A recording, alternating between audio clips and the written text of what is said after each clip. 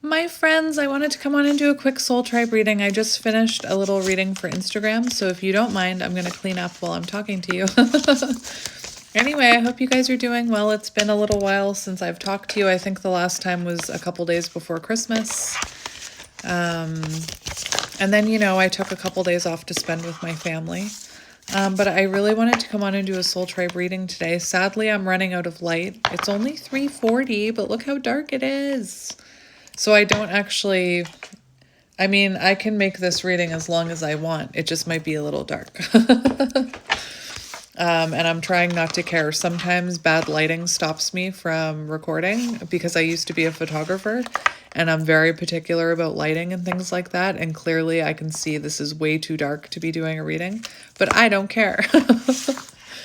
I wanted to do a soul tribe reading for you guys. So we'll see how far we get. I do have this new deck I've already looked at it and everything and used it, cleansed it. I just hadn't fully taken it out of the box to find its new home yet. But someone gifted me this deck. Someone gifted me 3 decks, you sneaky person, and didn't leave a note. So I have no idea who it is, so I can't even properly thank you. I can just put out, I posted a picture of these 3 decks thanking whoever it was, and I'll thank you again for your generosity. But it's Soul Coaching Oracle cards. So, and it's by Denise Lynn. And I have other decks. I think the Sacred Forest. Actually, is that other one I'm using, the Sacred Travelers, by the same person? I can't remember. I could just look. No, it doesn't say. But Denise Lynn, I do like the decks that they create. So Soul Coaching Oracle cards. So I want to see what you need to hear today, and maybe we'll read a little bit of, yes, it's here. We'll read a little bit of that book. We're still working on the 2nd chapter.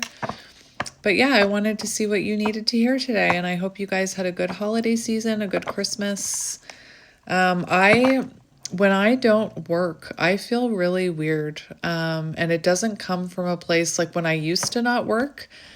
Because I had trauma, I would start to feel like, oh, I'm just, a waste. If I'm not working, I'm not contributing. If I'm not working, I'm being lazy.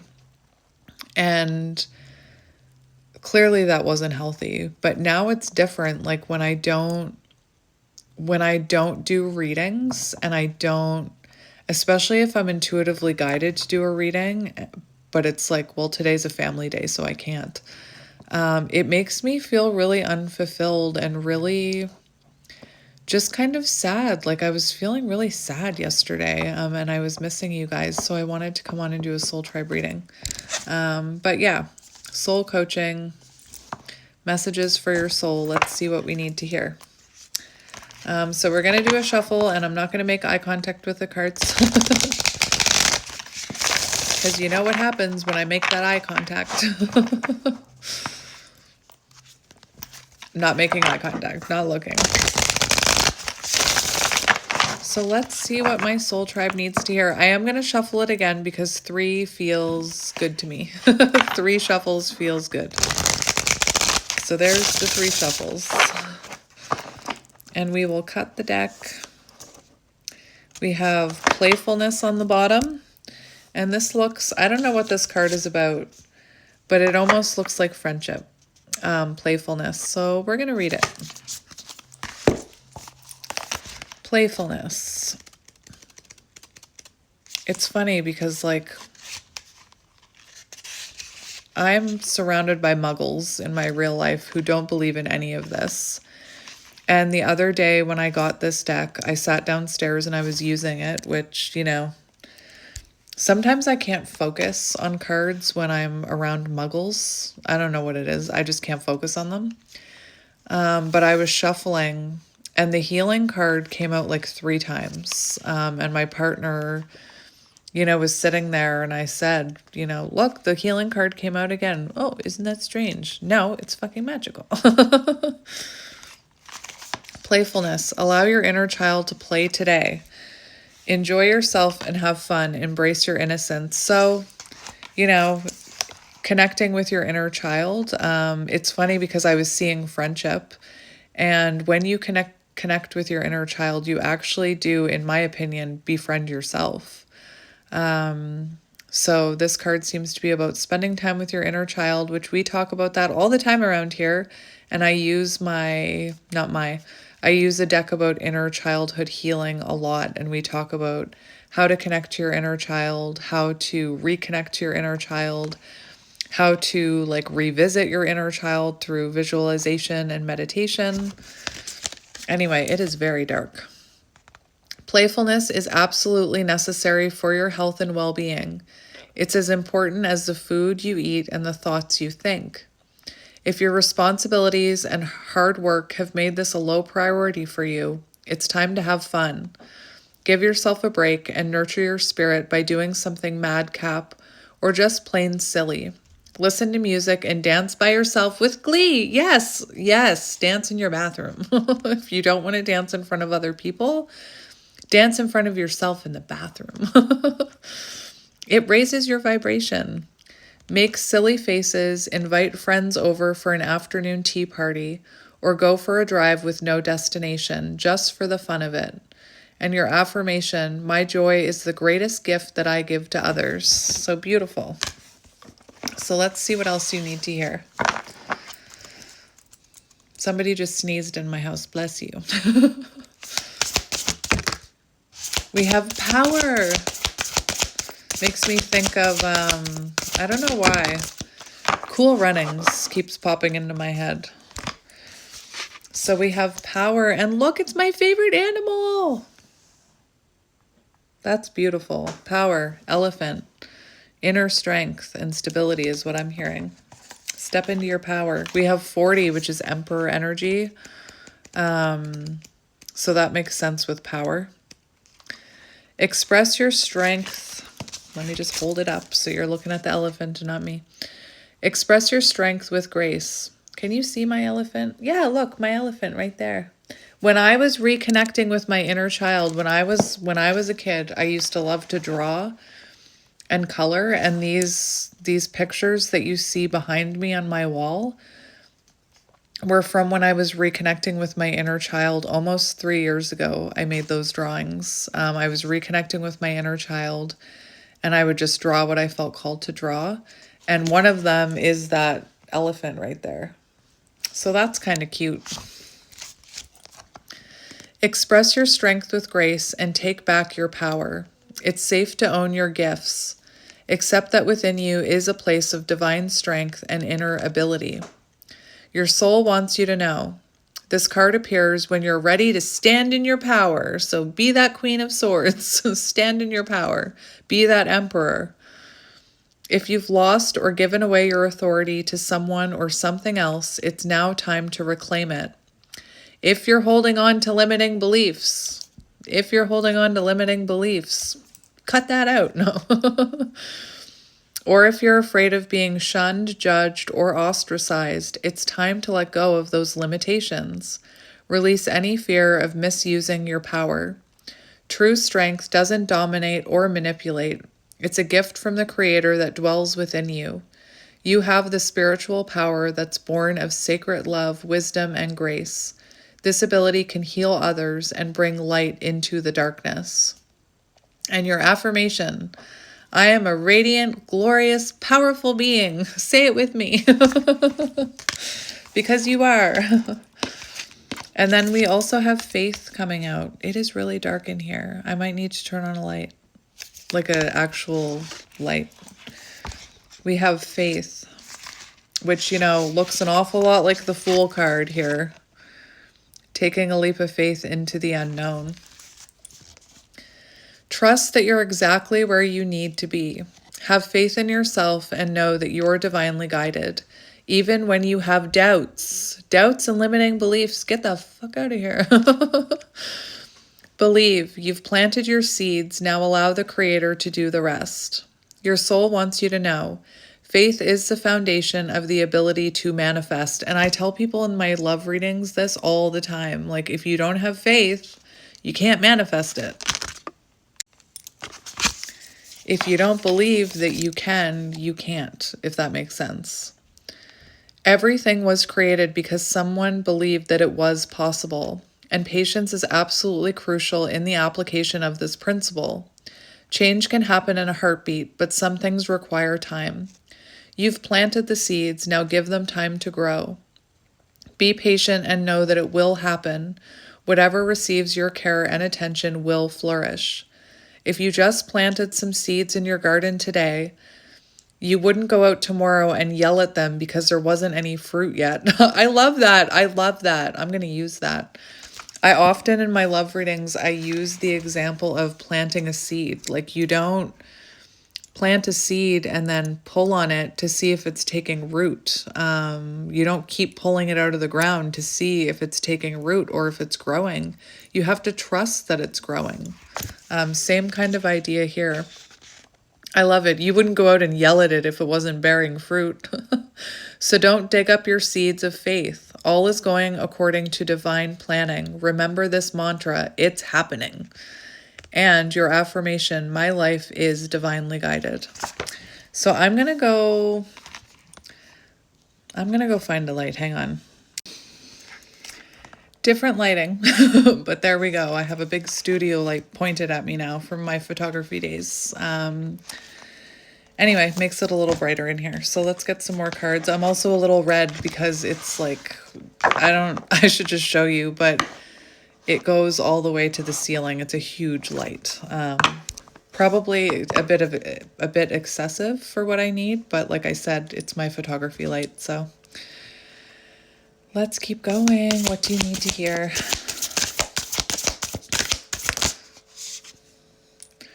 Okay, I'm just going to take one of these, the only one I saw.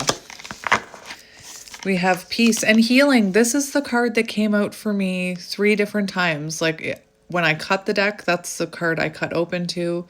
Then when I first shuffled the deck, it was the first card to come out. And then I was like, well, maybe I'll try again. And then it came out again. Interesting. So I'm going to read it to you. So we have peace and healing. 37 and 27. So we'll start with, I'm already looking at peace. So breathe and breathe again. Remember, take a deep breath. Remember how I told you when someone tells me to take a deep breath, I'm immediately like, I don't want to breathe. You can't make me. Breathe and breathe again, deeply and often. Oh dear, I feel like we should take a breath. You ready?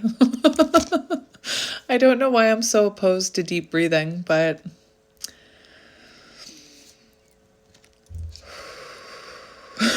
deep breath. Everything is flowing as it's meant to be, smoothly and effortlessly. All is in perfect harmony. Your soul wants you to know, true peace isn't static and boring. It's full of grace, enthusiasm, and vitality. Tranquility is the awareness that all is unfolding according to divine planning. Serenity isn't something you have to attain, work at, or search for. It's already dwelling within you. To experience this within yourself, simplify your life, spend time in nature, and take time to listen to the messages of your soul. Peace transcends fear and the illusion of separation and connects you intimately to the Creator. And your affirmation, I breathe deeply, knowing that all is well in my universe. So deep breath, my friends. I don't know, I'm not showing you these cards enough. Let me just show you the imagery. I'm just going to show them all to you up close so that you can see them. Another one, that's my favorite. Elephants rule. And then that one.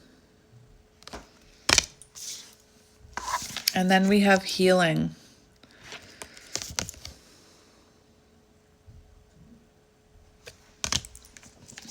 $27. Healing is occurring. You're a natural healer. You're on the mend and a situation is being resolved. Have faith that it is happening. Your soul wants you to know. Healing is natural. Everything in nature has the intrinsic ability to restore itself. You're part of the world. so you also have this innate ability. Often, healing needs to occur on the inner planes before it can manifest on the outside. To assist this process, focus on what's great and let go of what isn't working or what's wrong. Hold a vision of the solution that you desire. Be patient and trust that recovery is occurring in its own time and way. Nature is one of our greatest healers, so spend time with the trees, soak up the rays of the sun, and dance in the rain. And your affirmation, phenomenal healing energy flows through every cell in my body. I don't know, I feel kind of called to go get the other deck. No, I'll get one more from this deck. One more from this deck. We have Truth.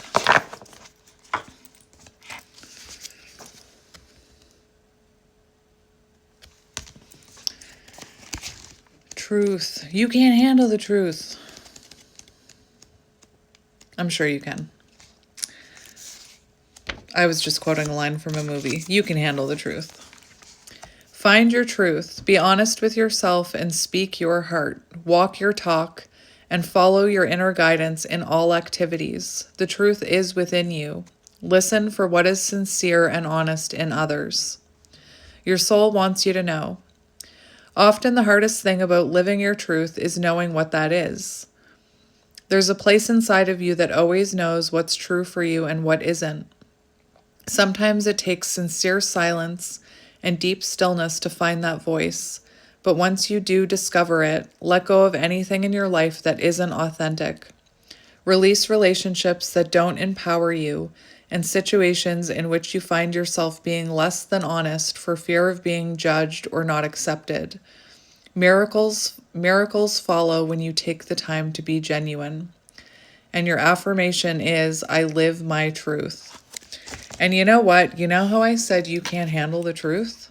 I feel like that was not for you, but more for me, because sometimes I can't handle the truth. Like sometimes my intuition tells me I need to do something, or it's time to release a situation, or, my intuition is saying you're not actually happy.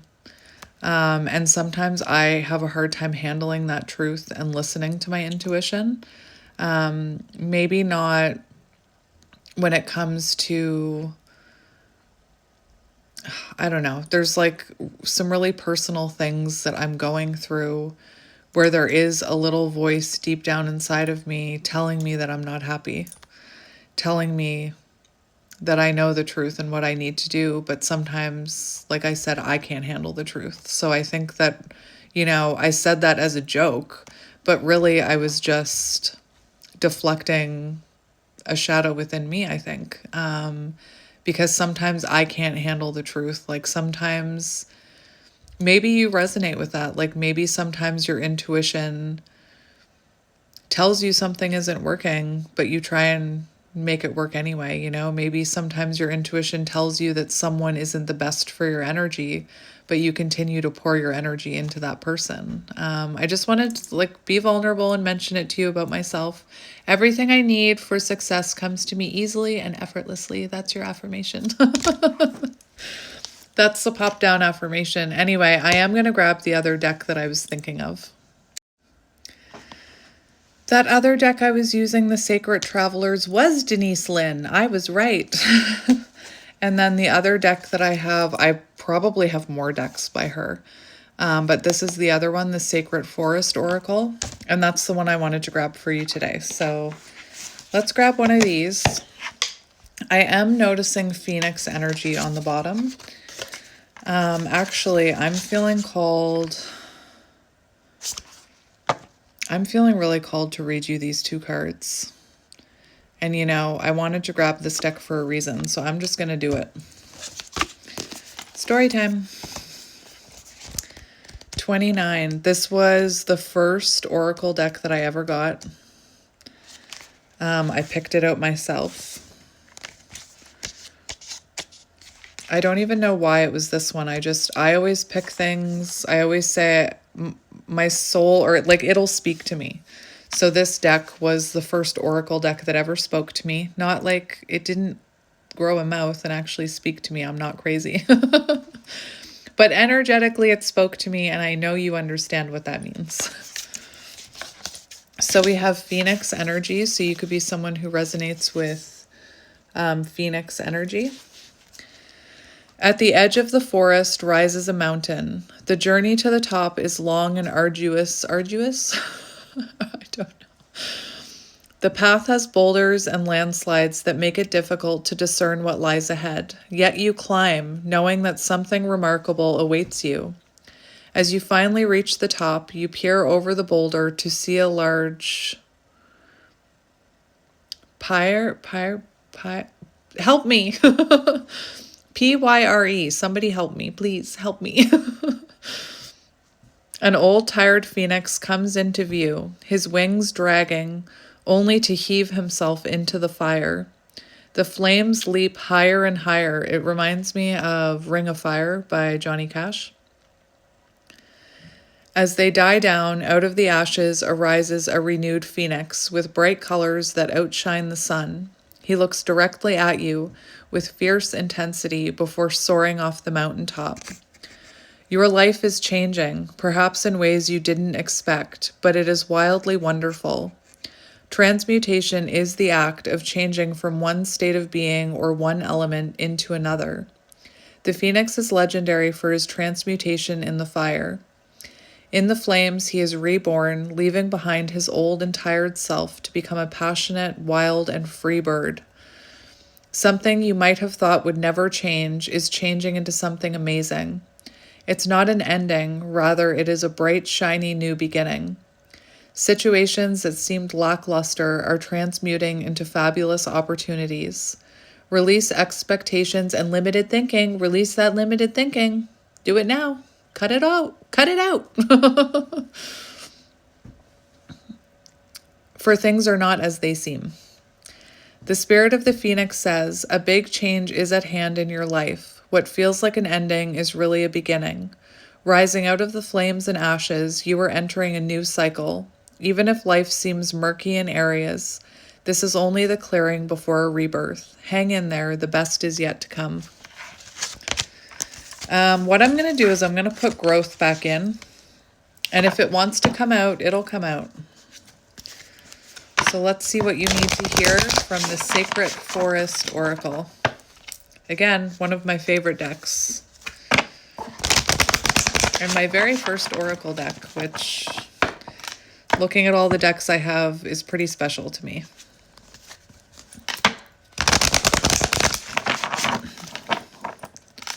All right, so no, 3. 3 feels right. 3 feels good. So let's cut the deck. And I'm not going to make eye contact with the card. And let's see what you need to hear. We have the truth. No way! That's magical. I'm sorry, but that's freaking magical. Look. Truth and truth. You can't handle the truth, Kelly. 32. Beautiful. So let me show it to you. Truth. And, you know, the crow to me reminds me of intuition. So listening to your intuition, definitely. Raven spirit. Oh, it's a raven. My apologies. As you look up, you see a raven peering at you from a branch. It feels like he's gazing straight into your soul. He swoops down and lands in your hand. Amazingly, he begins to talk, telling you of the deeper truths of your life. He reminds you to focus on what is important and admonishes you to make choices in life that honor your truth. I feel so called out right now. I really do feel called out. Stark honesty is called for at this time in your life. In ancient Greece, it was believed that ravens carried messages from the gods, and because of their acute vision, they were thought to be the bringers of truth. The soul loves the truth. What is your truth regarding your life? Be honest with yourself and speak from your heart. Listen for what is sincere and honest in others.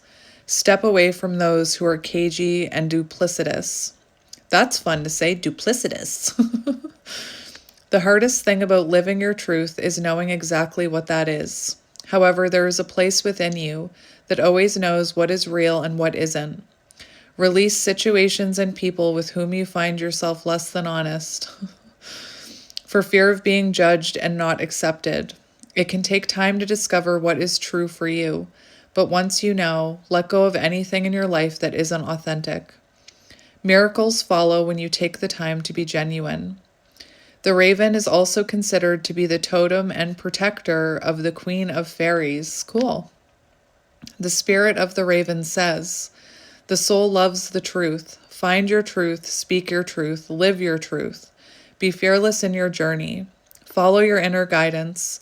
Let go of what is not authentic and sincere in life. Be a shining example of truth for others." Interesting. So when I first started my spiritual awakening, and I was first starting to learn how to follow signs and synchronicities and things like that and listen to my intuition, I was sitting outside and like this murder of crows came, and I can't remember how many crows it was. I believe it was 9. But there was like this storm of crows around me, and that was the moment I looked up what that meant. And it was a message about your truth. And, at the time I was I was really unhappy in my life. I was, I knew my life wasn't working. I knew I wasn't happy in my marriage. And I remember when I looked up what those crows meant, and it was a message to be really honest with myself. And now after that truth card came out and I said, you can't handle the truth, and I admitted to you that I'm experiencing that now again. 3 years later, I'm experiencing little whispers from my intuition telling me maybe there's some more things in my life that need to change. I just find it interesting that this card came out. Anyway, thank you for listening to me talk about that, because it's difficult. Anyway, let's get another card. Thank you for that moment of listening to me. Thank you. We have protection and we have courage. So we have this one, protection, 21, and then I'll stop reading after this one. You are safe. These words seem to emerge from the land and radiate from the trees to echo in your soul. You hear these words again and again. The sacred guardians of the land are whispering to you, you are safe. You know that you are protected and cared for. You can feel tendrils of their loving energy wrap around you and embrace you. Their unleashed power cocoons you in safety. You are enough, just as you are. No matter what has happened or occurred in the past, the truth is that you are absolutely and unconditionally enough as you are. You are loved. You are cherished. Do not be concerned about outside forces and the judgments and expectations of others. You are protected in your own energy field. This card can appear when you need to take steps to protect your energy. While the guardians of the land will help you out, you must also be responsible for your own well-being. Envision a protective shield around yourself and around your home. Spend time with people and in situations that uplift your energy rather than drain it. The spirit of the guardians of the land says, you are safe and surrounded by a protective shield. You are not alone. Your life is guided and protected by higher forces. Within this, you can soar to great heights. And I have to mention, some of the pages that have been coming out are like, this one's 77. There was also 88 and 99. So repetitive numbers there. And then we have courage, which I believe is number 3. I was right. It's number 3. Whoops. Courage. In the forest, you can hear the whispering of the trees in the aspen grove. Your awareness sinks beneath the surface. You sense the aspen's network of roots, which allows each tree to connect with the rest of the grove. This connection also makes them a single organism, united at a soul level, that can live for thousands of years. If the aspen card has shown up in your life today, it brings a message of courage, protection, community, and the ability to face and overcome obstacles in life. Know that you are protected and you are safe. That's interesting because it came out with protection. You are ready to step forward with courage and grace, no matter what seems to be blocking your way. The aspen's network of roots is a sign that you should be open to support from others, as I was just relying on you a little for support. Combine your effort with like-minded individuals. Yeah, my like-minded individuals. You don't need to do it all alone. This may be a good time to bond with people over a creative project or a community endeavor. In Celtic tradition, the aspen was associated with community, endurance, and protection. The Celts chose the wood of the aspen tree to make their battle shields, to protect them from spiritual as well as physical harm. It sheltered the soul from its deepest fears. Aspen was thought to be the teacher of fearlessness and carried a message of strength in facing the unknown.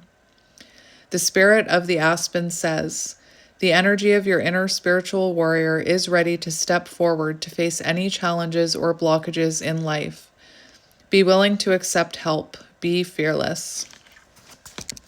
So we're going to stop there for today with those cards, but I might just leave this deck out for next time. Let me just stack them. There we go. Perfect. And then they're there for the next time. And then we'll have a look at where we are in this book. I can't remember where we left off, though. I have a bookmark, but I can't remember. Did we read Pride? I can't remember if we read Pride or not. I feel like we did.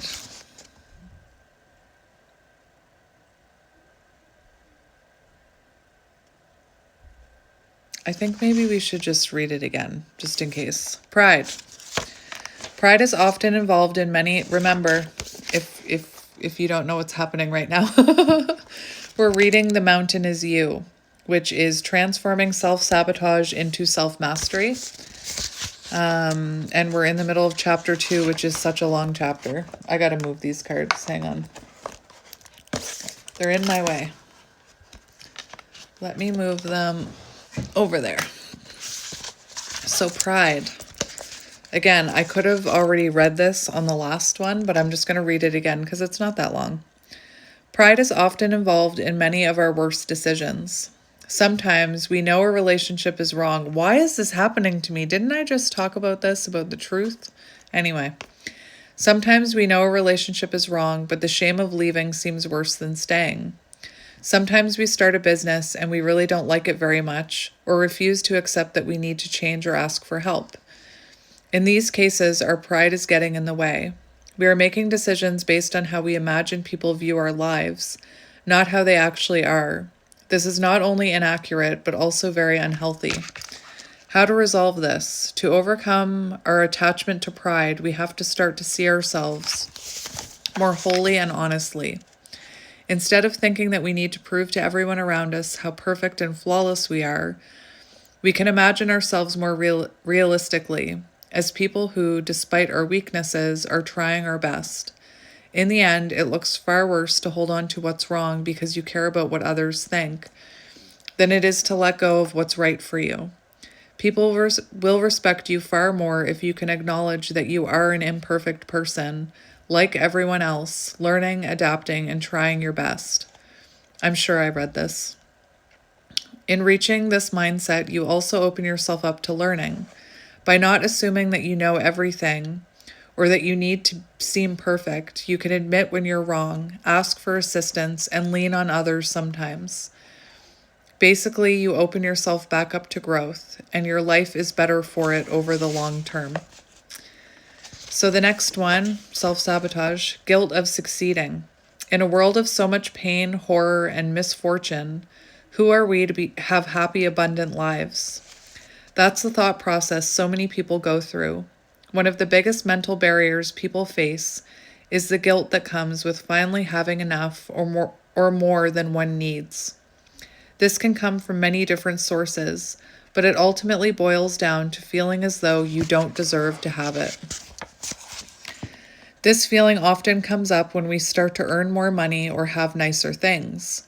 Often people will sabotage their higher incomes with reckless, discretionary spending, or by being less vigilant about their clientele or workload because they are not quite comfortable having more than the basic necessities. So they put themselves back into a comfortable feeling of lack. When it comes to success, guilt is unfortunately a common emotion, especially for good-hearted people who want to do the right thing and live authentic lives. How to resolve this? Please, not people. Please realize that the most extremely successful people have no guilt whatsoever. In fact, this feeling usually only comes up when you're stepping between not having enough and finally having enough. What you have to realize is that money and success are tools. They buy you back time and offer you the opportunity to help, employ, influence, and change the lives of others. Instead of looking at your success as a status differentiator, which will always make you feel bad and uncomfortable, see it instead as a tool with which you can do important and positive things in the world and your own life. So the next one, fear of failing. How often do we not even attempt something because we are afraid to look bad or fail immediately? The fear of failing is often something that holds people back from putting in the work they need to become truly great at something, but it can also take another, more insidious form. Once we have established something new in our lives, this fear can come up as a constant irrational worry that we're missing something, that our partner is being unfaithful, or that we're one misstep away from losing it all. These catastrophic thoughts happen when we want to shield ourselves from potential loss. They only come up when we finally have something we care enough about and really want to keep. How to resolve this? There is a difference between failing because you are trying something new and daring, and failing because you are not showing up, doing the work, or being responsible for your actions. These are two very different experiences and should be separated in your mind.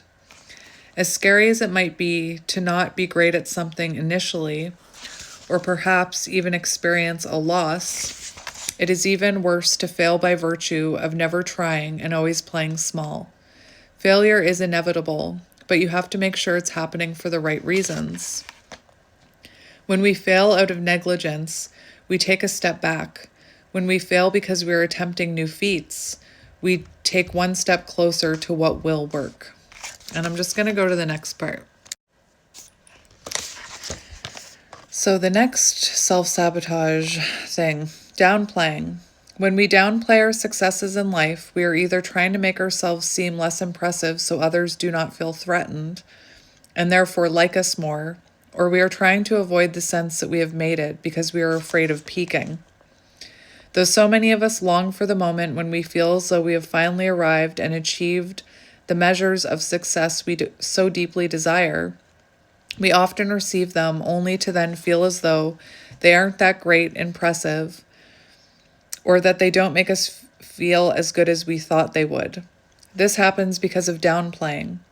The idea of having made it makes us afraid that we are reaching the pinnacle and therefore will fall off of it. If we acknowledge that we've arrived, what goals remain? It is a feeling akin to death, so we instead find another measure to work towards. Likewise, when we are around other people, we do not stand firmly in our pride because we are taught it is a bad thing. And when done in an unhealthy way, it is. What we are sensing is the feeling of being better than others because we have achieved something. This makes us uncomfortable because we know it's both untrue and unkind. How to resolve this? We can all acknowledge and appreciate other people's diverse accomplishments and talents while still being happy about our own. Instead of shrugging off a compliment, we can respond by saying, "Thank you, I worked very hard and I'm happy to be here." If the fear is that we are peaking too soon, we have to reform our idea of progress. We do not get better only to get worse again. We do not achieve one. I need to hear this. We do not achieve one thing only to lose it and return to what we were before. That instinct is self-sabotaging behavior, one that wants to keep us within our old comfort zone. Instead, we can acknowledge that when part of our life improves, it radiates out to everything else. When we achieve one thing, we are better equipped for the future. Life tends to gradually get better as we keep working on it. It only gets worse if we accomplish something, then shut down because we are intimidated by our own power. Unhealthy habits. This is another form of self-sabotage. This is the most common, not uncommon. This is the most common way that people sabotage their own success, by maintaining habits that are actively keeping them away from their goals. That is when someone declares they want to be in better shape, but doesn't change anything they do each day to facilitate that. Or when they want to make a change professionally, but find ways to make it difficult, if not impossible, for them to actually do it. At the core of all of these behaviors is the fact that one part of our psyche understands that we should be evolving and moving forward with our lives, and another part is intimidated by the potential discomfort it would bring.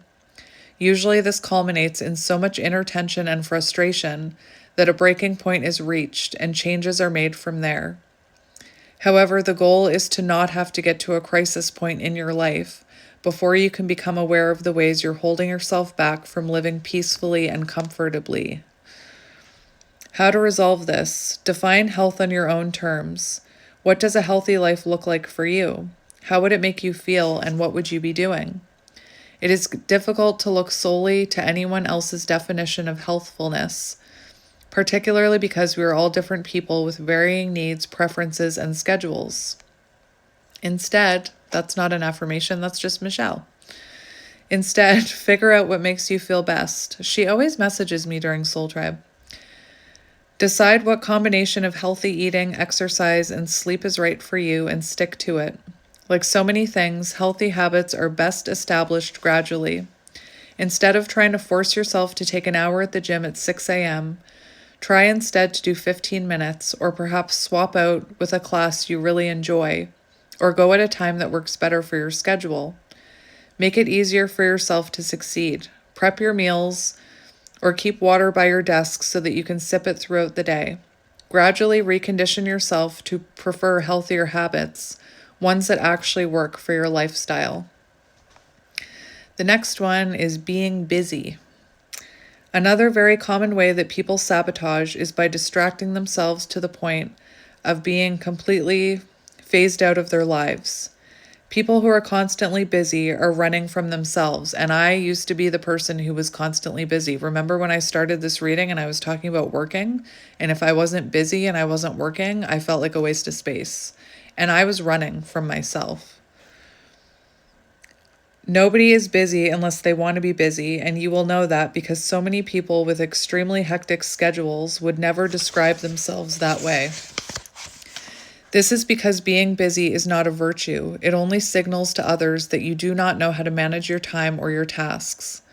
Being busy communicates importance. It often makes you seem a little untouchable to others. It also overwhelms the body so that you can only focus on the tasks at hand. Being busy is the ultimate way to distract ourselves from what's really wrong.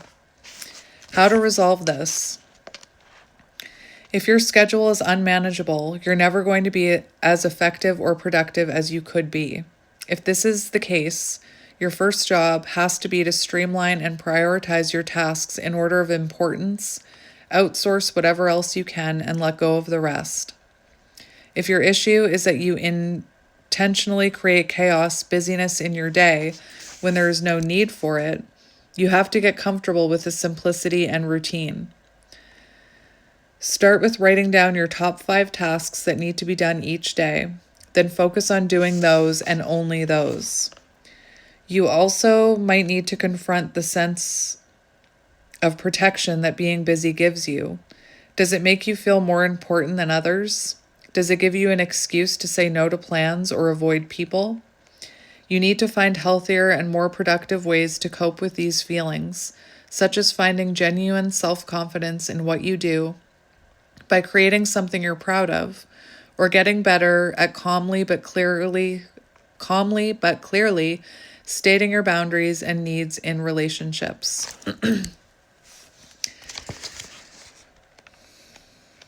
This chapter is never ending, my goodness. Another form of self-sabotage, spending time with the wrong people. It's true that so much of our lives is shaped by the people we spend them with, and the company you keep is another common way that people self-sabotage. Certainly, you can think of some people in your life who stress you out, make you feel insecure, and yet keep you coming back for more. These relationships exist at the lighter end of the toxicity spectrum, but they are self-defeating nonetheless. If you find yourself preoccupied with a certain friendship or relationship that is making you feel almost addicted to the feeling of being less than or jealous of, you need to gradually phase out of it. You don't need to be mean, rude, or even cut anyone out of your life. You do, however, need to understand that the people you spend the most time with will shape your future irrevocably. If I read it, I can't say it. And you must choose them wisely. How to resolve this? Work on building a circle of people who support and inspire you, who have similar goals and enjoy spending time with you. You should leave a get-together feeling energized and inspired, not exhausted and angry. I'm having realizations here. It takes time to find your group of friends, and you may not discover them all at once. It could start with offering to take someone you admire out for coffee, or reaching out to do something with a person with whom you'd like to reconnect. Slowly but genuinely rebuild your connections and then foster and care for them as much as you can. We're going to read the next one and then maybe I'll stop there. Worrying about irrational fears and least likely circumstances. Hello, my whole life. Another very common way that people sabotage without realizing it is preoccupying themselves with fears of worst-case scenarios. I used to brag about it. I used to be that person who was like, well, if I expect the worst, then I'm prepared for anything. Let's go to the next part. You're probably familiar with this, at least to some degree. You have a weird or highly unlikely thought that evokes a deep sense of dread, fear, and series of doomsday scenarios in your head. You then keep coming back to it to the point that it even controls some parts of your life. Irrational fears, especially the kind that are least likely to become reality, are often what we project real fears onto. These irrational fears are safe because deep down we know they aren't really going to happen. They are placeholders, a way for us to express the feeling we really have onto something we know isn't going to happen. When you find yourself in a fear cycle, constantly repeating some strange, random, or unimportant one-off circumstance or situation that has a very low probability of becoming a reality, ask yourself if you have any feelings about something related that is actually valid. For example, if you get anxious about being a passenger in a car, consider if your fear is of moving forward or being out of control. And that's so weird that that's the example that she used, because it took me a really long time to realize that part of why I was so uncomfortable being a passenger in a car is because I wasn't in control. Or if you're anxious about being fired from your job, the fear might really be the idea that you aren't worthy of another job or being humiliated by a higher up. How to resolve this? Instead of wasting all your energy trying to control some worst-case scenario, consider the message of the fear. Consider what the message of the fear may be. There we go. And what it is telling you that you need in your life. If the fear was an abstract metaphor, what would the meaning be? Is the abrupt loss of income a symbol of your desire for security? Is the fear of the future a symbol for not living fully right now? Is the anxiety about making decisions a symbol for knowing what you really want and being too afraid to choose it? I just feel so attacked. At the core of the things we most fear is a message that we are trying to send ourselves about what we really care about. If we can identify what we want to protect, we can find healthier and more secure ways to do it. I'm going to stop here because we're so close to being done this chapter that if I go any further, I'm just going to want to finish it. And if I don't go any further, it leaves just enough for another soul tribe reading for the last bit of chapter 2. So I'm going to wait to read it. I'm going to wait to read this. So we're leaving off on, where's my bookmark? How to tell if you're in a self-sabotage cycle. So next time when I hit record and I say, I don't know if I've read this, tell me I have. Not that I can hear you, but maybe I can hear you. Sometimes I can hear you. Anyway, so I'm going to leave it here, my friends. But thank you for joining me for another Soul Tribe reading. Thank you for spending your energy with me. Thank you for being an ear to listen. Is that the expression? I suck at expressions. They don't have expressions where I come from, I don't think. Whatever planet I come from, I don't think we had expressions there. Or, words. I think where I came from, we just read energy, because I'm really good at reading energy, but not so much at words and expressions and things like that.